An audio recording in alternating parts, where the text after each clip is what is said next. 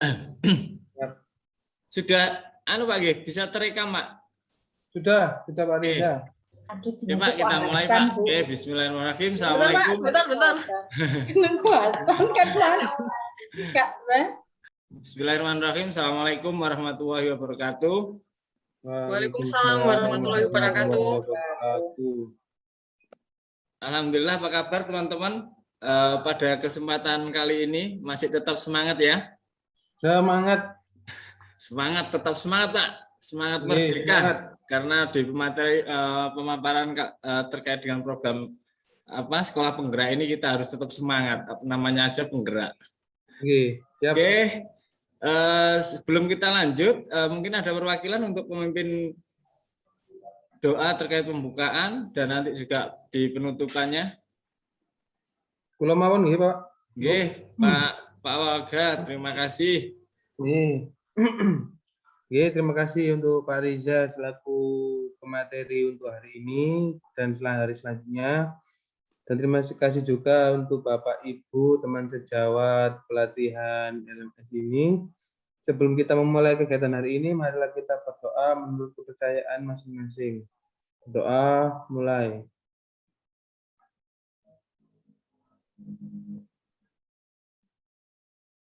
Berdoa selesai. Monggo saya kembalikan lagi kepada Pak Riza selaku materi. Oke, sebelum masuk materi, alangkah baiknya biar kita tetap semangat, kita ice breaking sebentar ya Bu, biar nggak ngantuk. Siap. Sambil diminum kopinya dulu boleh. Oke, instruksinya seperti ini. Nanti kalau saya bilang 1 berarti tepuknya 2 kali. Kalau bilang 2 tepuknya 3 kali. Kalau bilang 3 tepuknya 5 kali. Berarti tepuknya ganjil-ganjil semua, oke? Oh, iya. Iya, Pak. Kalau 1 kali.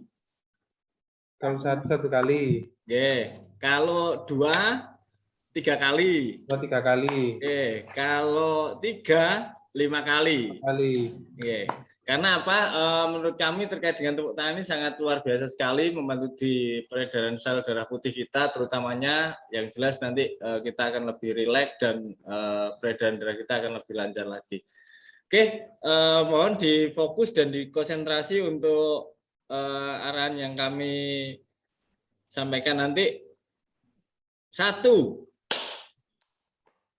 Mungkin mikrofonnya juga bisa dinyalakan dulu, Pak, biar kompak. 2, 3,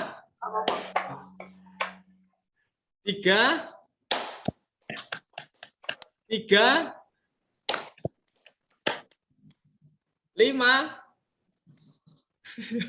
Nggak ada, Pak. Listnya fokus. Oke, lagi 1, 2, 3. Oke. Cukup mungkin ice breaking itu untuk tetap kita supaya tetap bersemangat. Oke, langsung saja sebelum materi dengan terkait dengan materi yang akan kami sampaikan, saya izin share screen dulu ya sebelumnya.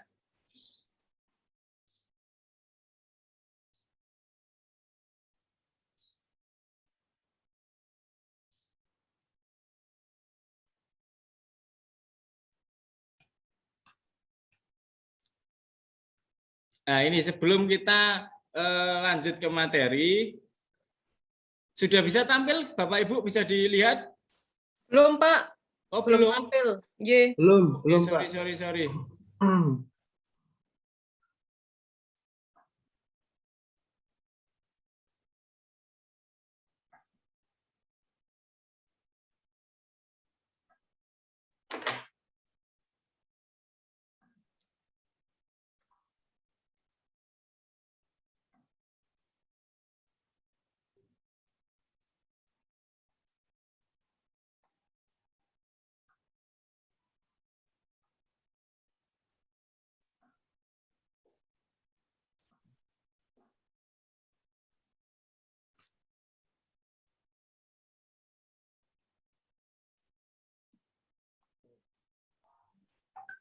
Sudah bisa terlihat ya, Bu?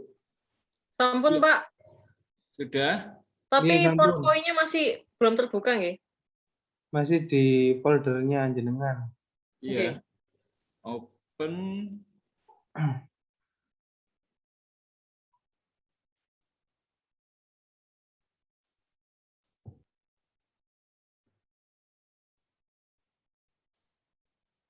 Sudah tampak ya Bapak Ibu? PowerPoint-nya belum, Pak. Masih belum? Bu Masih Elis? belum. masih tetap di foldernya jenengan, Pak. Mungkin Tampilan jaringannya folder. jenengan kayak Pak.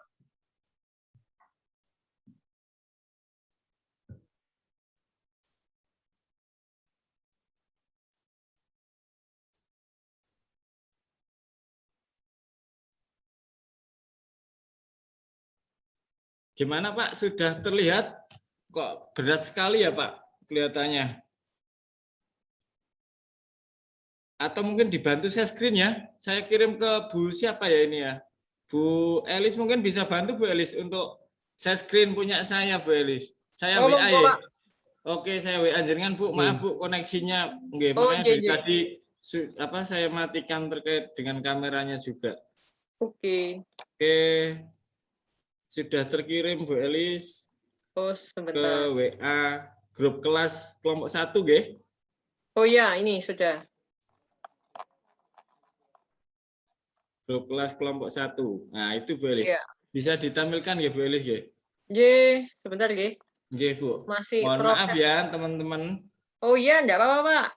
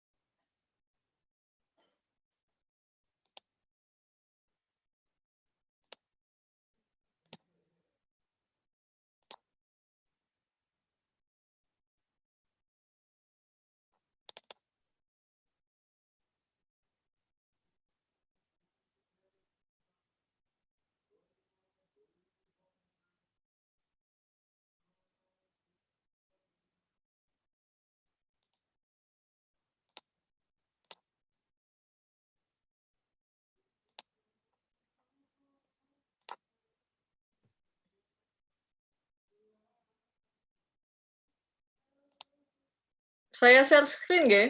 Nggih, Bu Elis. Nggih, monggo Bu. Monggo, Pak. Oke.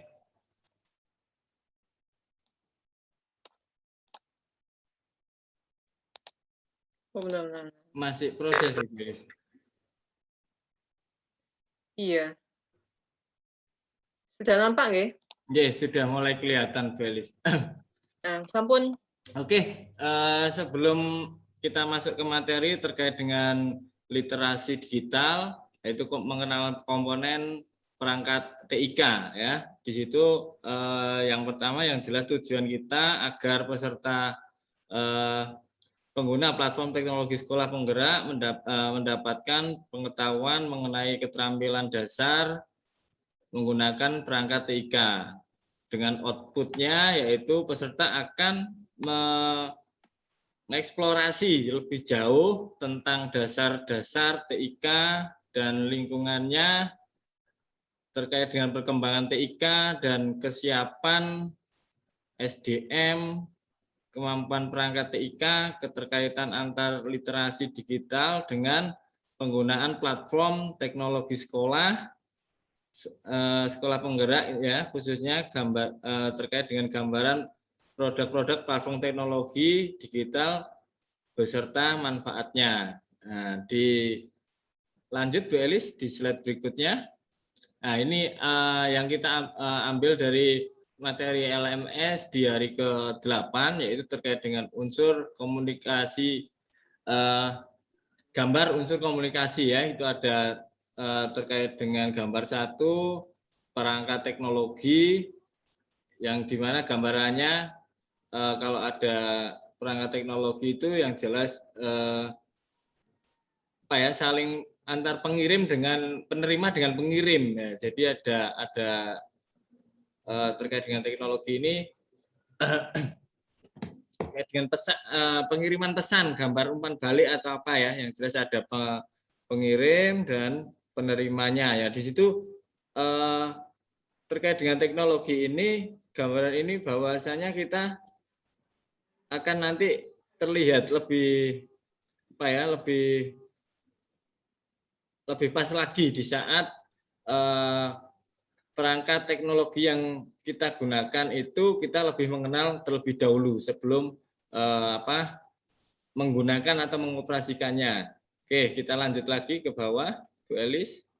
Nah, ilustrasi tersebut menggambarkan unsur-unsur dalam komunikasi setiap pesan ataupun paket yang dikirim, diterima tentunya ada unsur pengirim dan penerima. Ya, ada media yang digunakan untuk mengantarkan pesan ataupun paket. Dalam proses pengiriman pesan, paket ini tidak dapat dihindari terdapatnya gangguan. Begitu juga dengan umpan balik sebagai bentuk konfirmasi, sehingga kita lihat bersama bahwa TIK merupakan kegiatan komunikasi dengan teknologi.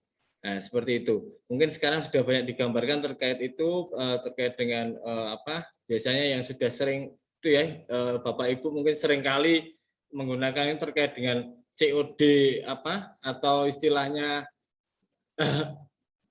terkait dengan paket ya, pesan paket atau apa, mungkin beli online atau apa kan, ada media pengirim, ada yang penerima, dan di situ di tengah-tengah itu kan menentukan akun, alamat dan lain-lain ya, termasuk butuh koneksi apa, itulah. Itu menggunakan offline atau online di situ. Oke, kita lanjut ke bawah, Bu Elis. Nah, ini ada coba sama-sama kita cermati ya tabel di bawah ini. Apakah benar TIK dan unsur-unsur komunikasi memiliki persamaan? Nah, pada bagian gangguan dapat Anda sebutkan jenis-jenis gangguan pada TIK dan identifikasi jenis gangguan tersebut, mana yang dapat kita kendalikan dan mana yang tidak dapat dikendalikan. Jadi ada dua gangguan yang bisa dikendalikan atau mungkin yang tidak bisa dikendalikan. Contohnya mungkin seperti ini gambar, ada gambarannya seperti ini, mungkin terkait dengan yang tidak bisa dikendalikan kan di saat mungkin server low atau apa, mungkin jadi tidak bisa diterima pesan kita, ataupun mungkin terkait dengan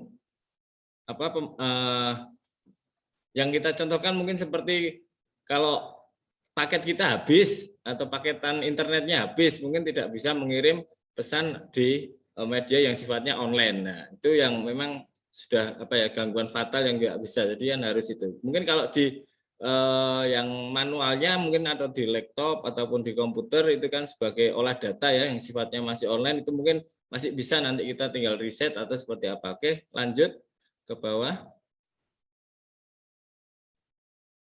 Cara mengatasi gangguan. Nah, di sini ada dijelaskan, terutama gangguan yang dapat kita kendalikan memiliki cara yang berbeda-beda tergantung tingkat dan jenis gangguannya. Ini ada dua ya, ada dua langkah terkait dengan untuk langkah terkait dengan mengatasi gangguan. Itu ada, kalau mungkin yang biasanya digunakan ini di perangkat kita, mungkin di HP ataupun di laptop atau komputer kita, mungkin menggunakan reset atau hard reset. Nah, di situ. Yang kedua ada perilaku terlebih dahulu, periksa terlebih dahulu terkait dengan identifikasi personalnya. Nah, itu periksa apakah perangkat kita sudah sesuai dengan kriteria minimum oleh aplikasi yang kita jalankan pada perangkat kita. Terus yang kedua yaitu terkait yang poin 2B itu periksa apakah aplikasi tersebut membutuhkan koneksi dengan internet atau tidak. Nah, itu jadi antara offline dan online kita harus memperhatikan lebih dahulu terkait dengan yang terkait dengan gangguan yang di TIK ini ya, jelasnya terkait dengan informasi dan komunikasi ini. Oke, selanjutnya Bu Elis. Nah, oke, ini yang tadi sudah kita sebutkan sedikit di awal tadi terkait dengan alamat, identitas dan akun. Mungkin dari sini tadi mungkin ada terkait teman-teman Bapak Ibu guru yang sudah dilakukan atau dipahami Bapak Ibu guru terkait dengan terkait dengan informasi dan komunikasi ini, TIK ini, mungkin ada wawasan atau lebih apalagi ya dari Bapak Ibu guru mungkin bisa menambahkan sebelum kita lanjut ke alamat identitas dan akun. Mungkin ada Pak Wawalga, Pak Bu Ani ya, Bu Ani, ada Bu Elis, dan ada Pak Muzaki. Kalau tidak ada mungkin kita bisa lanjut lagi terkait lanjut Pak Pak Wawalga.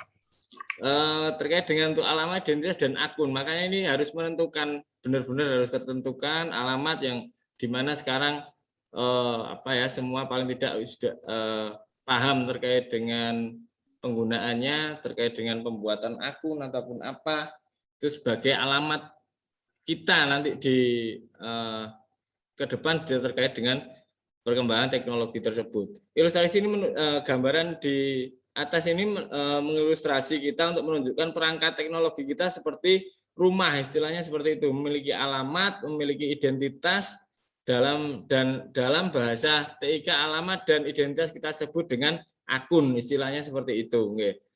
Nah, dicontohkan seperti mungkin terkait dengan akun-akun yang sudah setiap sekarang pengguna HP baru itu kan mesti harus sinkron akunnya dulu untuk supaya bisa dioperasionalkan. Oke, lanjut. Nah, perangkat TIK yang digunakan pada platform teknologi sekolah penggerak itu ada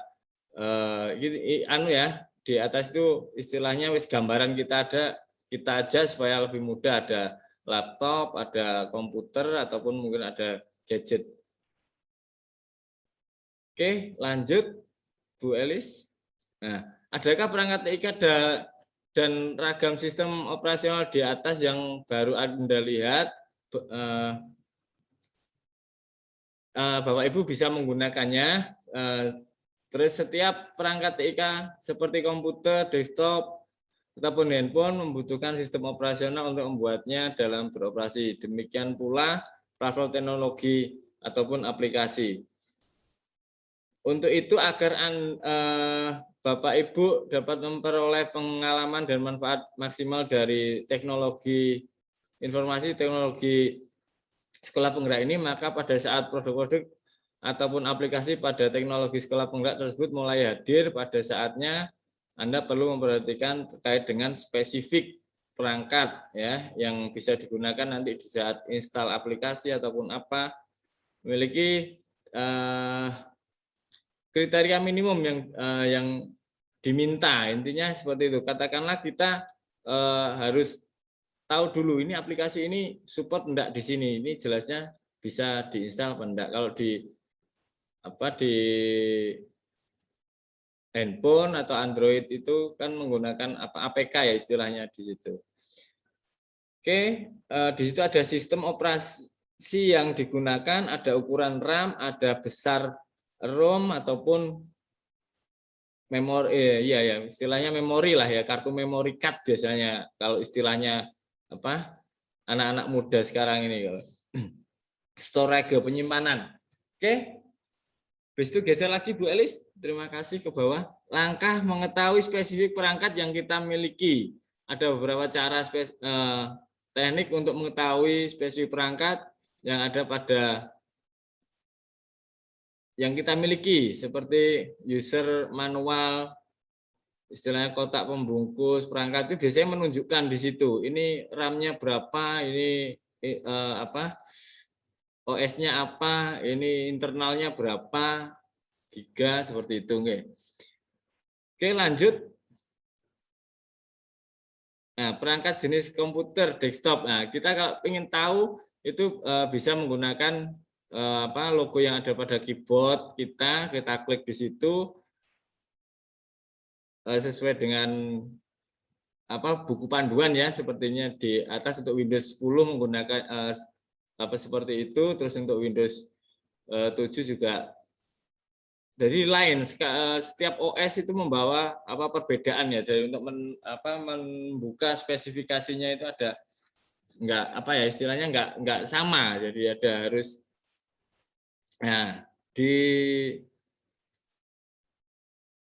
kalau di Windows 7 itu diklik di Windows 10 itu untuk mengetahui itu diklik di logo Windows-nya, terus ketik di about your PC itu akan muncul seperti itu. Tapi kalau di Windows 7 itu bukan membuka dengan menu File Explorer ya. Terus habis itu di situ ada petunjuknya, nanti bisa dicoba di perangkat Bapak Ibu masing-masing kalau ingin mengetahui spesifik terkait TIK yang dimiliki. Oke, geser ke bawah Bu Elis. Nah, perangkat ini kalau jenis Android itu menggunakan simbol seperti kayak gerigi ya, melingkar seperti itu. Karena di era digital ini memang simbol-simbol itu yang masih kadang banyak yang masih kurang paham ini simbolnya apa, simbol apa. Makanya kita sendiri harus selalu mengupgrade lah ilmu-ilmu terkait dengan informasi teknologi di era atau di abad 21 ini. Nah, itu untuk yang aplikasi yang sudah bisa untuk mengetahui spesifik itu ada yang menggunakan, kalau di Android ya ada yang menggunakan CPU-Z atau AIDA 64 itu untuk mengetahui spesifik HP-nya ini RAM-nya berapa, terus internal berapa, itu untuk mengetahuinya bisa menggunakan aplikasi itu. Terus habis itu geser lagi Bu Elis ke bawah. Mendapatkan produk-produk platform teknologi aplikasi mengoperasikannya ya. Biasanya ada yang untuk mendapatkan mengoperasikan sebuah platform. Nah, itu tadi yang sudah kita pahamkan terkait dengan untuk supaya tahu nanti apa yang bisa diinstal di masing-masing laptop ataupun di aplikasi untuk di Android-nya. Nah, di situ ada contoh aplikasi ya, itu bisa dibuka juga linknya di situ. Nanti Bapak Ibu tahu terkait aplikasi yang support di situ. Kalau di PC atau di laptop itu formatnya menggunakan EXE ya, biasanya dot terus EXE. Kalau di Android itu biasanya yang mau diinstal itu dot terus ada APK-nya, belakangnya tulisan APK. Itu berarti support untuk diinstal di perangkat Bapak Ibu guru. Garis besarnya seperti itu. Oke, lanjut Bu Elis. Nah, mungkin itu penyampaian terkait dengan informasi TIK yang bisa kami paparkan. Mungkin ada masukan dari teman-teman atau mungkin gambaran yang sudah pengalaman yang sudah dilakukan teman-teman bisa disampaikan, atau mungkin ada pertanyaan yang akan disampaikan. Saya Pak izin bertanya Pak. Ya Bu Elis, monggo. Kalau misalnya tadi kan ada dijelaskan tentang cara mengatasi gangguan. Kalau misalnya mengatasi gangguan pada laptop sama komputer selain restart itu kira-kira alternatif lainnya apa ya Pak ya? Nah, itu bisa kita hard reset. Kadang kalau memang memori internal di laptop atau di PC kita itu sering kadang tidak pernah dibersihkan atau tidak ada menu defrag ya di situ. Mungkin itu biasanya sering kali terjadi seperti itu. Kadang mau dibuat operasional untuk olah data manual kita ya, contohnya offline-nya kita. Kalau mau pemetaan apa-apa ternyata langsung hang. Nah, itu mungkin di reset aja. Kalau di reset masih tidak mau, mungkin bisa di hard reset, atau nanti alternatif terakhir kalau memang itu ya harus diinstal ulang. Seperti itu mungkin Bu Elis gambarannya terkait dengan untuk mengatasi kendala-kendala itu. Oh, nggih. Terima kasih, Pak. Nggih, sami-sami Bu Elis. Mungkin itu nggih gambaran yang sudah bisa dipahami ya terkait dengan perangkat TIK pada sekolah penggerak ini yang perlu kita garis bawahi ya, intinya, karena di masa ke depan ini kita akan lebih mengupdate lagi terkait informasi teknologi. Mungkin ada tambahan Pak Walga atau Pak Muzaki atau Bu Ani? Sudah cukup Pak.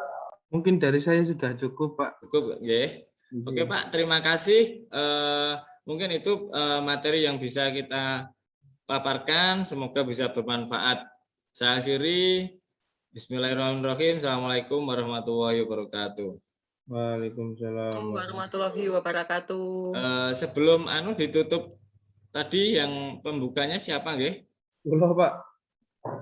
Nggih, monggo Pak Paulaga. Nggih. Nggih, terima kasih atas penyampaian dari Pak Riza. Alhamdulillah kita sebagai peserta sudah memahami apa yang disampaikan Pak Riza. Terima kasih. Mari kita berdoa untuk menutup sesi materi untuk hari ini. Berdoa sesuai kepercayaan dan agama masing-masing. Doa mulai.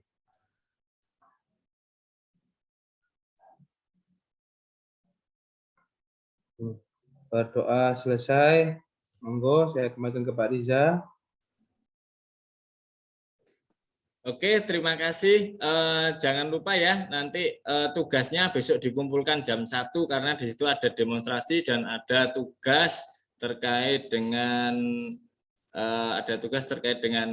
untuk mengisi data terkait dengan spesifikasi ya. Lembar kerja spesifikasi terkait dengan perangkat TIK yang dimiliki Bapak Ibu nanti sesuai dengan materi yang sudah diberikan tadi di asinkronus tadi. Oke, mungkin cukup itu. Saya akhiri. Assalamualaikum warahmatullahi wabarakatuh. Waalaikumsalam warahmatullahi wabarakatuh.